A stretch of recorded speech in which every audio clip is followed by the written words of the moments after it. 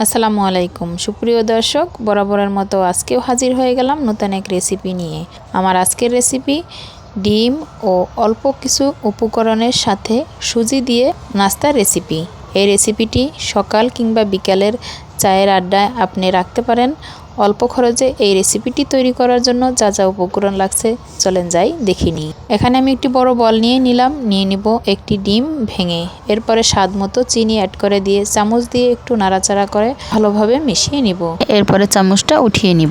এরপরে হ্যান্ডউইচের সাহায্যে ভালোভাবে নাড়াচাড়া করে নিব ফোম তৈরি করার জন্য। অল্প কিছুক্ষণ এভাবে নাড়াচাড়া করে নিলেই এখানে খুব সুন্দরভাবে ফোম তৈরি হবে। আপনি এই কাজটি ইলেকট্রিক বিটার দিয়েও তৈরি করে নিতে পারেন, এতে করে আরও সুন্দরভাবে ফোমটা তৈরি হবে। আমি হ্যান্ডউইচের সাহায্যে তৈরি করে নিয়েছি। এখানে প্রায় সময় লেগেছে 5 থেকে 7 মিনিট। 1 কাপ সুজি সম্পূর্ণটাই আমি এখানে নিয়ে নিলাম। এখন চামচের সাহায্যে নাড়াচাড়া করে পারফেক্ট একটি ডো তৈরি করে নিব। এখানে অল্প অল্প সুজি অ্যাড করে নিয়ে পারফেক্ট একটা ডো তৈরি করে নিতে হবে। যতটা সুজির প্রয়োজন আপনি এখানে নিয়ে নিতে পারেন। সুজির এই ডো খুব বেশি পাতলাও না নরমও না, এভাবে তৈরি করে নিতে হবে, কারণ সুজি ফুলে কিন্তু ডাবল হয়ে যায়। কিছুক্ষণ আপনি মেখে রেখে দেওয়ার পর দেখবেন সুজি ফুলে কিন্তু ডাবল হয়ে যাবে। আমি আরও কিছুটা সুজি এখন অ্যাড করে নিলাম। এরপরে নাড়াচাড়া করে সমস্ত উপকরণের সাথে ভালোভাবে মিশিয়ে নিব। এখানে কিছুটা নারিকেল পরিমাণ মতো আমি অ্যাড করে নিলাম। আপনারা এই নারিকেলের পরিমাণটা কম বেশি করেও নিতে পারেন।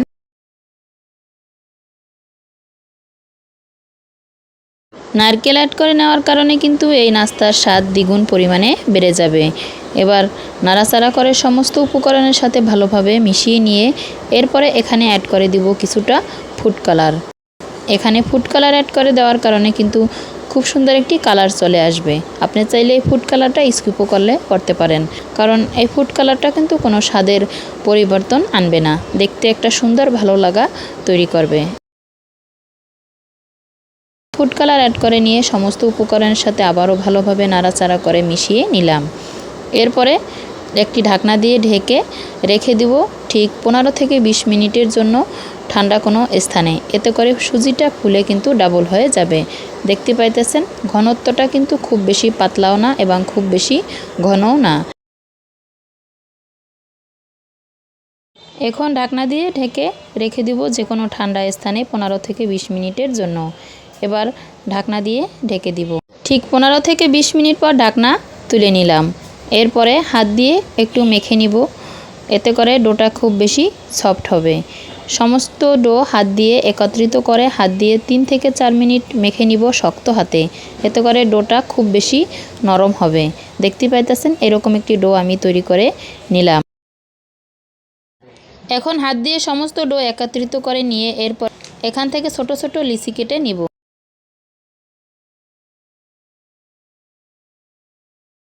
সবগুলো লিচি আমি ছোট ছোট করে তৈরি করে নিব।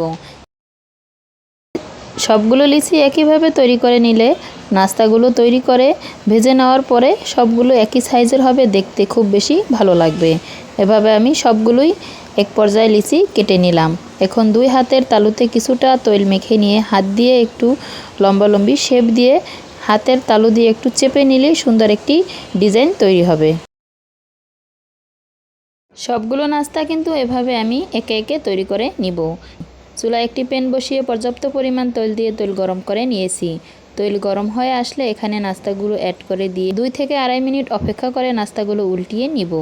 এভাবে সুন্দর একটি কালার চলে আসলে আলতো হাতে উল্টিয়ে নিয়ে অন্য পিঠ ভেজে নিব। এখানে প্রায় সময় লেগেছে 5 থেকে 7 মিনিট। প্রথমে এক পিঠ 2 থেকে 2.5 মিনিট ভেজে নিয়ে এরপরে উল্টিয়ে নিয়ে অন্য পিঠ ভেজে নিব। এরপরে একটি তেল ছাঁকুনিতে তুলে নিয়ে তেলটা ঝরিয়ে নিব। দেখতে পাইতেছেন মাশাআল্লাহ খুব সুন্দর একটি কালার চলে আসছে। তেল ছাঁকুনিতে তুলে নিয়ে এরপর তেল ঝরিয়ে নিয়ে পরিবেশন করে আপনাদের দেখিয়ে দিলাম। যে যেখান থেকে আজকে রেসিপি দেখছেন চ্যানেলটি সাবস্ক্রাইব করে বেল আইকন অন করে রাখতে পারেন, যাতে আমার নতুন ভিডিও সবার আগে আপনার কাছে পৌঁছে যায়। একটি লাইক ও কমেন্ট করে আপনার মূল্যবান মতামত জানিয়ে দিতে পারেন। আপনার একটি লাইক ও কমেন্ট আমাকে নতুন আরেকটি ভিডিও বানাতে উৎসাহিত করে।